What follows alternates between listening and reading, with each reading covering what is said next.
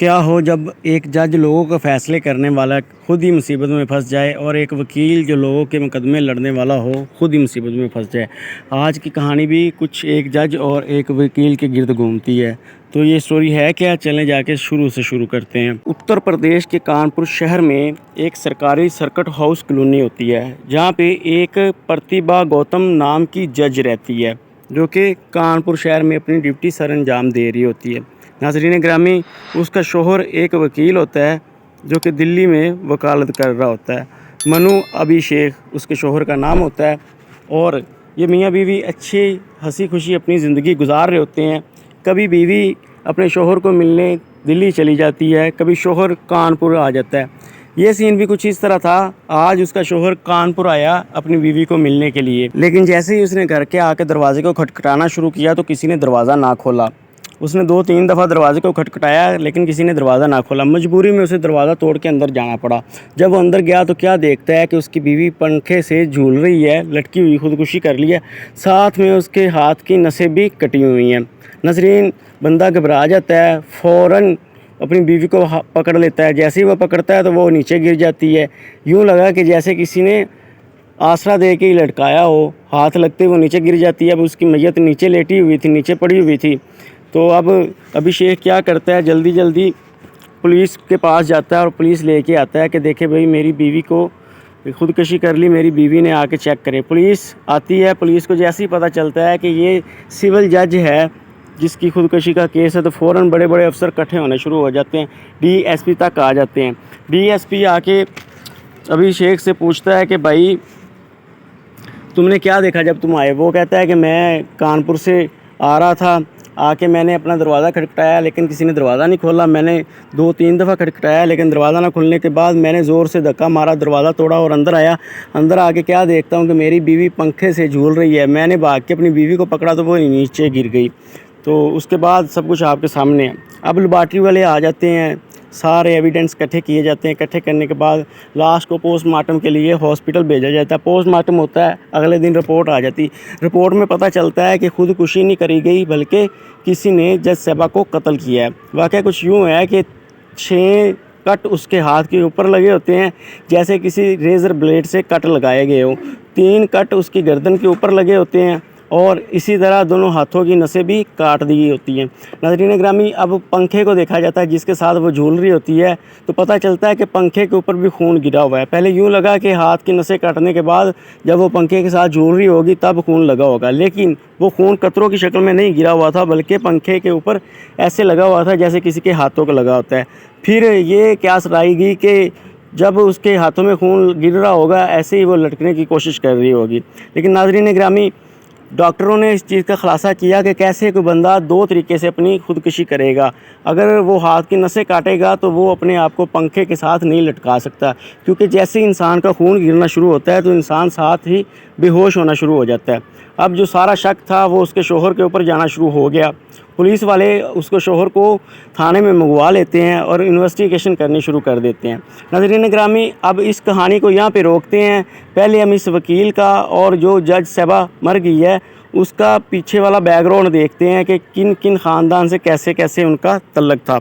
नाज़रीन ग्रामी, जो प्रीतम गौतम होती है जज, वो लखनऊ की रहने वाली होती है और पढ़ाई में भी काफ़ी अच्छी होती है। नाज़रीन, वो अपनी तलीम में अच्छे नंबर हासिल करती है। ऐसे करते करते वो LLB का कोर्स करती है वकील बनने के लिए, लेकिन वकालत का कोर्स करते हुए उसे ख्याल आता है क्यों ना मैं जज बन जाऊं, और वो जज बनने के लिए जज का कोर्स करना शुरू कर देती है। ये ऐसे इसका सीन चल रहा है, ये जज बनने की कोशिश कर रही है, डिग्री हासिल करने की। दूसरी तरफ जो अभिषेक होता है, इसका खामद, अब उसका घर पढ़ा लिखा होता है घराना। उसका बहनोई भी जज होता है, उसका बाप भी एक रिटायर जज होता है, उसकी माँ भी एक रिटायर जज होती है, 2 भाई उसके वकील होते हैं, 1 भाई उसका जज होता है। टोटल उसके घर में से, ख़ानदान में से 7 बंदे जो होते हैं वो जज की पोस्ट के ऊपर होते हैं। इसलिए वो भी पढ़ाई अपनी खूब कर रहा होता है।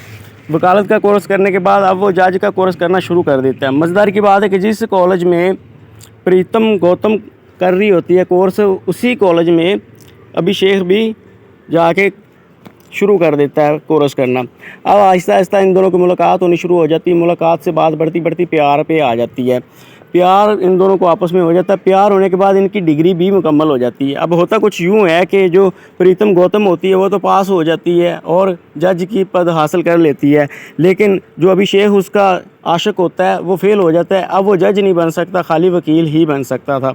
तो अब होता कुछ यूँ है, लेकिन अब प्रीतम जो होती है उसको अपने आशिक के साथ प्यार होता है, वो फिर भी उसके साथ रहती है। अपने घर वालों से बात करती है कि देखें हम दोनों आपस में मोहब्बत करते हैं, हम शादी करना चाहते हैं। लेकिन जो प्रीतम के घर वाले होते हैं वो इस शादी पे राज़ी नहीं होते। वो कहते हैं कि तुम एक सादा से वकील से शादी करने लगी हो, हालांकि तुम एक जज हो, तो हम चाहते हैं किसी बड़े आईपी ऑफिसर से शादी करो या किसी बड़े ओहदे वाले से शादी करो।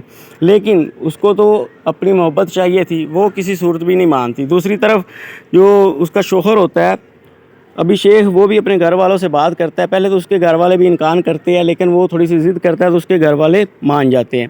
यूँ अब लड़की के घर वाले नहीं मान रहे होते, वो चोरी छुप के शादी कर लेते हैं। शादी करने के बाद अब लड़की की ड्यूटी लग जाती कानपुर के शहर में, वहाँ पे वो जज का ड्यूटी सर अंजाम देना शुरू कर देती है। दूसरी तरफ उसका शोहर दिल्ली कोर्ट में ही वकालत करनी शुरू कर देता है। अब ये चोरी छुप के शादी कर लेते हैं। शादी करने के बाद कभी उसका शोहर कानपुर चला जाता है अपनी बीवी को मिलने के लिए, कभी बीवी जो होती है वो दिल्ली में आ जाती है अपने शोहर को मिलने के लिए। तो इस दिन भी ऐसे ही हुआ कि शोहर आया तो आगे उसने देखा जैसे उसकी बीवी की लाश पड़ी हुई है, ख़ुदकुशी उसने कर ली, लटकी हुई है। वो पहले मैं आपको बता ही चुका हूँ। और पुलिस वालों को शक उसके ऊपर मज़ीद हो रहा होता है। पुलिस वाले उससे पूछते हैं कि भाई जो भी है हमें सच सच बात बताओ। तो पुलिस वाले जब थोड़ा सा ऐसे कंफ्यूज करके उसे बोलते हैं कि सच सच बात बताओ, तो आगे से जो अभिषेक होता है वो घबरा जाता है। वो कहता है जी देखिए मैं दिल्ली से आया हूँ, बाई रोड आया हूँ, अपनी गाड़ी के ऊपर आया हूँ, आप टूल प्लाजे की रसीदें देख लें, मेरे मोबाइल की लोकेशन देख लें। हालांकि पुलिस वाले सिर्फ उससे ये पूछ रहे होते हैं कि जब तूने मैयत को हाथ लगाया वो नीचे गिर गई, तुम तो खुद एक वकील थे, तुम्हारा दिमाग तो इतना काम कर रहा था कि इस तरह का हादसा हो चुका है तो तुम्हें हाथ नहीं लगाना चाहिए था, कहीं पे कोई केस का रुख ही ना दूसरी तरफ हो जाए। वो तो सिर्फ ये सवाल कर रहे थे, लेकिन अभिषेक जो होता है वो पूरी स्टोरी शुरू कर देता है, दिल्ली से ऐसे आया ऐसे आया। पुलिस वाले अब मज़ीद उसके ऊपर शक करना शुरू कर देते हैं। पुलिस वालों को डाउट होता है। आईजी साहब उससे पूछते हैं कि भाई तुम्हारे पास मोबाइल भी तो था कि तुम 3 किलोमीटर दूर गए हो पुलिस को लेने के लिए, वहाँ से पुलिस को लेके आए हो, मोबाइल पे तुमने कॉल क्यों नहीं करी? तो फ़ोन करते तो पुलिस आ जाती, लेकिन अभिषेक के पास अब कोई जवाब नहीं था। तो पुलिस वालों ने जैसे ही अपने अंदाज में बनाने की कोशिश करी, पहले तो उसने इनकार किया लेकिन बाद में टूट गया। टूटने के बाद पता चला जी कि अभिषेक ने ही अपनी बीवी को कत्ल किया। कत्ल क्यों किया, इसके पीछे जो वजह है चले जाके जानने की कोशिश करते हैं। इसके पीछे वजह ये थी कि दोनों ने छुप के शादी कर ली। शादी करने के बाद प्रीतम गौतम की उत्तर प्रदेश के कानपुर शहर में ड्यूटी लग गई सिविल जज की, और दूसरा उसके शोहर की दिल्ली में ड्यूटी लग गई। अब उसके शोहर को सबसे पहले तो ये महसूस होता है कि मेरी जो बीवी है वो एक आला ओहदे के ऊपर है और ख़ुद को कमज़ोर फील वो करता है। दूसरा उसकी बीवी उसे फ़ोन करके बताती है कि 3 महीने का हमल है, मुझे बच्चा होने वाला है, तो हम माँ बाप बन जाएंगे। ये भी उसे अच्छा नहीं लगता। वो सोचता है कि मैंने अपने दोस्तों के साथ घूमना फिरना है, ये तो एक जज है, अगर बच्चा हो गया तो बच्चा तो मुझे संभालना पड़ेगा। वो अपनी बीवी को कहता है बच्चा गिरा दो, लेकिन बीवी नहीं मान रही होती। इस चीज़ के ऊपर उनकी लड़ाई चल रही होती है पिछले 2-3 महीनों से। व्हाट्सएप चैट के ऊपर ये बहस चल रही होती है। पुलिस ने दोनों के मोबाइल ज़ब्त कर लिए होते हैं और दोनों के मोबाइल की रिकवरी कर ली होती है व्हाट्सएप चैट की। चैट में ये सारी चीज़ों का खुलासा हो जाता है। अब मज़ीद ये होता है कि अभिषेक जो होता है वो अपनी बीवी गौतम को उसके वालदैन से, घर वालों से बात करने से भी रोकता है। एक दिन वो अपनी माँ को फ़ोन करती है और बताती है कि मुझे हमल है, मैं माँ बनने वाली हूँ। तो उसकी माँ बड़ी खुश होती है और कहती है बेटा मैं तुमसे मिलना चाहती हूँ। तो इस बात का जब अभिषेक को पता चलता है तो वो लड़ाई शुरू कर देता है अपनी बीवी से कि तुमने मुझसे पूछे बगैर उनसे बात कैसे करी। डांटता है काफ़ी ज़्यादा। तो उस दिन भी कुछ यूँ होता है कि प्रीतम गौतम जो होती है इस चीज़ के ऊपर बहस हो रही होती है। वो कहता है बच्चा ज़ाया करवा दो और अपने घर वालों से रब्ता नहीं रखना। वो कह रही होती है कि मैंने अपने घर वालों से रब्ता रखना और मैंने बच्चा ज़ाया भी नहीं करवाना और मैं दिल्ली आ रही हूँ तुम्हारे पास। तो वो छुट्टियां लेती है। छुट्टियां लेने के बाद वो दिल्ली की गाड़ी में बैठती है, जाके स्टेशन पे उतरती है। आगे अभिषेक उसका शोहर खड़ा होता है, उसे गाड़ी में बिठाता है लेके जाने के लिए। लेकिन रास्ते में ही उनकी इस चीज़ के ऊपर बहस और लड़ाई शुरू हो जाती है। आधे रास्ते ही वो गाड़ी से उतर जाती है। उतरने के बाद वापस ट्रेन पकड़ती है और वापस आ जाती है कानपुर। अब जैसे वो कानपुर आती है, दूसरी तरफ से अभिषेक जो होता है वो बाई रोड अपनी कार के ऊपर कानपुर के लिए निकल जाता है। 9 घंटे बाद वो वहाँ पे पहुँचता है। पहुँचने के बाद सबसे पहले अपनी बीवी को पकड़ता है, उसके रेज़र मारता है, ब्लेड मारता है उसके गले के ऊपर, हाथों के ऊपर, काफ़ी ज़्यादा उसके ऊपर जुल्म सितम करता है। अपनी जो उसकी अंदर गुस्सा भरा हुआ था वो निकालता है, उसके दोनों हाथों की नसें काट देता है। वो तड़पती रहती है और उसे कहती रहती है कि जैसे तुम बोलोगे वैसे कर लूँगी, मुझे डिवोर्स दे दो, मुझे अलग कर दो, मेरी ज़िंदगी ना तबाह करो, मुझे ना मारो। लेकिन जो अभिषेक होता है उसके ऊपर तो जुनून सवार होता है कि ये एक तो मुझसे आला ओहदे पे है, दूसरा बच्चा पैदा करेगी, वो भी मेरे लिए टेंशन, तीसरा इसके घर वाले भी नहीं मान रहे, वो भी मेरे लिए टेंशन।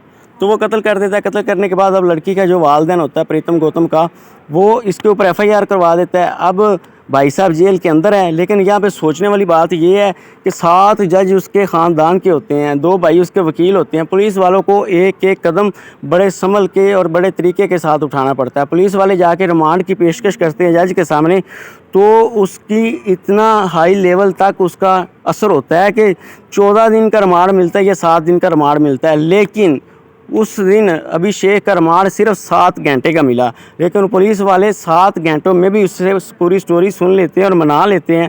अब उसका केस चल रहा है हाई कोर्ट में, और जो भी उसे सज़ा होएगी वो तो बाद में देखी जाएगी। अब उसके जो गौतम के माँ और बाप होते हैं, उस दोनों ने अभिषेक के माँ और बाप के ऊपर भी एफआईआर करवाई होती है कि अभिषेक ने अपने माँ बाप के साथ मिलकर हमारी बेटी का कत्ल किया है, क्योंकि उसका माँ बाप भी यही चाहता था कि ये अपने घर वालों से रब्ता ना किया करे, बात ना किया करे।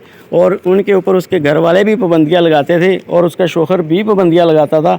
और पता इस चीज़ का खुलासा हुआ कि असल में उसका शौहर बच्चा नहीं चाहता था, बच्चा पैदा करना नहीं चाहता था, जिस वजह से उसकी बीवी नहीं मान रही थी और उसने अपनी बीवी को कत्ल ही कर दिया। उसे और कोई हल नज़र नहीं आया, लिहाजा उसने उसे जान से ही मार दिया।